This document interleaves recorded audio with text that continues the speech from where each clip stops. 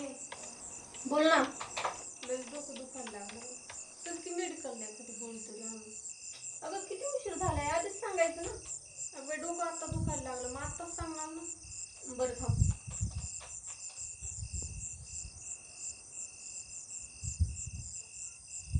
आणि ती बाजाराची पिशवी आण आणि हे टाक त्याच्यात. ए बाई, गोळ्या आणायला जायचंय, मर्डर करायला नाही जायचं.